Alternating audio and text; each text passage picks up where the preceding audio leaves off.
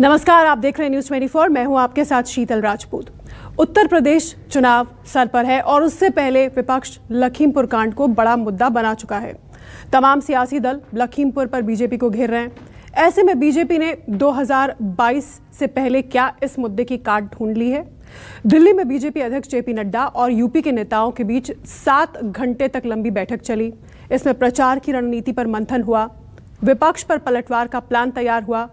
अब बड़ा सवाल ये कि यूपी चुनाव के लिए आखिर बीजेपी ने क्या प्लान तैयार किया है? आइए इस रिपोर्ट में समझने की कोशिश करते हैं।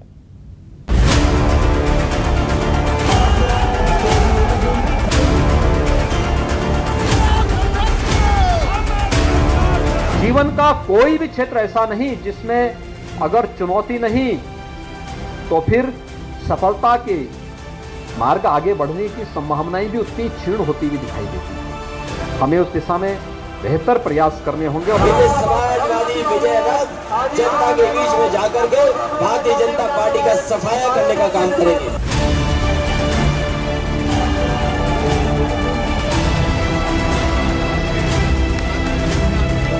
उस परिवार ने भी मुझे कहा कि दीदी हमको न्याय चाहिए, लेकिन न्याय की हम उम्मीद नहीं रख सकते। इस बार चुनाव में सभी विरोधी पार्टियां अपने अपने चुनावी घोषणा पत्रों में कुछ ज्यादा ही प्रलोभन भरे चुनावी वायदे करने वाली हैं।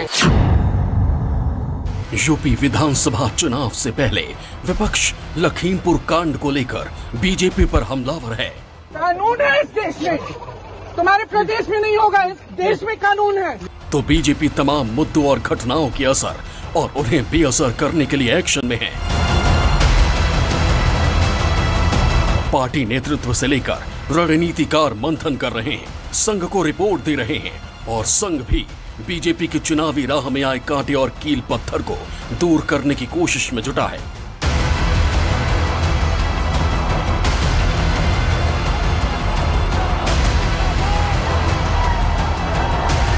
यूपी में अब चुनाव प्रचार जोर पकड़ रहा है। ऐसे में आगामी विधानसभा चुनाव को लेकर बीजेपी का पूरा प्लान भी सामने आ चुका है।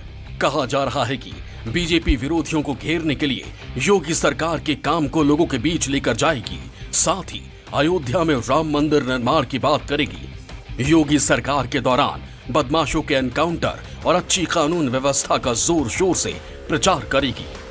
यूपी के चुनावी मौसम और बदलते मिजाज के हिसाब से लोगों की सोच भी बदली है और इसी तर्ज पर राजनीतिक दलों ने भी चुनाव प्रचार के पारंपरिक तरीकों और बेड़ियों को तोड़कर नए नए तरीके आजमाने शुरू कर दिए हैं। भारतीय जनता पार्टी ने भी मिशन 2022 के लिए दिल्ली में इस पर मंथन किया। यूपी चुनाव को लेकर दिल्ली में बीजेपी अध्यक्ष जेपी नड्डा की अध्यक्षता में एक बड़ी बैठक हुई। इस बैठक में नड्डा के साथ संगठन महासचिव बीएल संतोष, चुनाव प्रभारी धर्मेंद्र प्रधान, प्रदेश प्रभारी राधा मोहन सिंह, प्रदेश संगठन महासचिव सुनील बंसल और यूपी बीजेपी अध्यक्ष स्वतंत्र देव सिंह ने करीब 7 घंटे तक मंथन किया।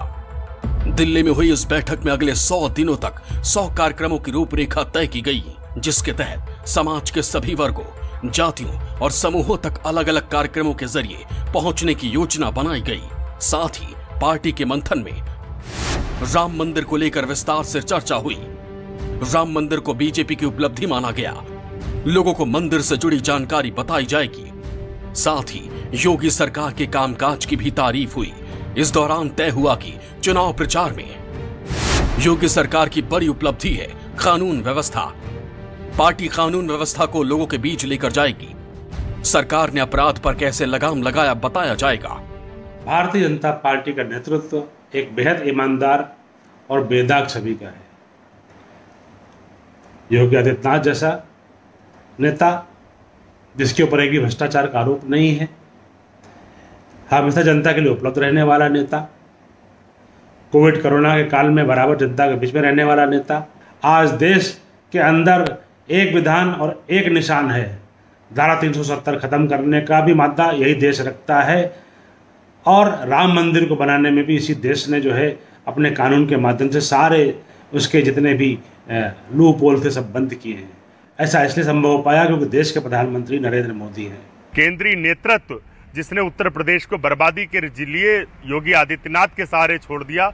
उत्तर प्रदेश में जब बेटियों को 2:30 बजे रात को जलाया जा रहा था, उस समय मोदी और अमित शाह दिखाई नहीं दिए।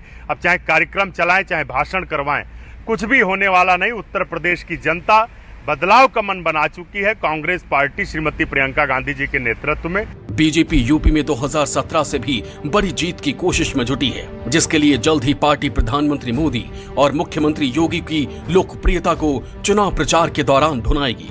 साथ ही आने वाले दिनों में पीएम मोदी, अमित शाह समेत पार्टी के दिग्गज नेताओं के सूबे में दौरों को लेकर भी रणनीति तय की गई है। उत्तर प्रदेश के चुनाव प्रचार में बीजेपी अपने पुराने मुद्दों से बाहर नहीं निकलना चाहती है। साथ ही वो मुख्यमंत्री योगी आदित्यनाथ और प्रधानमंत्री नरेंद्र मोदी के चेहरे का भरपूर इस्तेमाल करना चाहती है। पार्टी ने सूबे में अपनी जमीनी पकड़ को मजबूत करने के लिए 100 दिन में 100 कार्यक्रमों का प्लान तैयार किया है। पिछले विधानसभा चुनाव में बीजेपी ने सहयोगी दलों के साथ मिलकर 325 सीटों पर जीत हासिल की थी। 2022 के लिए पार्टी का टारगेट 4 करोड़ वोट के साथ 350 सीट हासिल करना। ऐसे में पार्टी ने हर बूथ पर 100 नए सदस्य बनाने का फैसला किया है। अगले 100 दिनों में पन्ना प्रमुख सम्मेलन करने का प्लान, पार्टी के हर बूथ पर प्रोग्राम करने की रणनीति, अलग अलग जातियों और वर्गों को लेकर सम्मेलन, मोदी योगी सरकार की योजनाओं से लाभान्वित होने वाले लोगों का सम्मेलन, पिछली बार जिन सीटों पर हार मिली वहां ज्यादा रैली की रणनीति बुलाने की रूपरेखा तैयार कर दी है। यानी बीजेपी सामाजिक समीकरणों और परंपरागत वोट बैंक को मजबूत करने के साथ साथ नए वर्गों तक भी पहुंच बनाने की तमाम कोशिश में लगी है और पार्टी की राजनीति और सामाजिक ध्रुवीकरण पर भी पूरी नजर है। जब 4.5 साल की सरकार ने, योगी सरकार ने कोई विकास का मॉडल प्रस्तुत नहीं किया, संकल्प पत्र का एक वादा पूरा नहीं है, महंगाई जिस तरीके से बढ़ी, बेरोजगारी जिस तरीके से बढ़ी और इंफ्रास्ट्रक्चर में कोई ऐसा काम इन्होंने नहीं किया ये बता सकें कि जिसका शिलान्यास भी इन्होंने किया हो और उसका उद्घाटन भी इन्होंने कर दिया हो, जो भारत के आयाम पे उत्तर प्रदेश को खड़ा करता हो। तो ऐसी कोई योजना इनकी आज तक कार्यान्वित नहीं हुई। तो जब आपने विकास किया ही नहीं तो आप जन जन तक प्रधानमंत्री पहुंचे या गृह मंत्री पहुंचे या भारतीय जनता पार्टी के सारे मंत्री पहुंचे, उससे क्या फर्क पड़ने वाला है।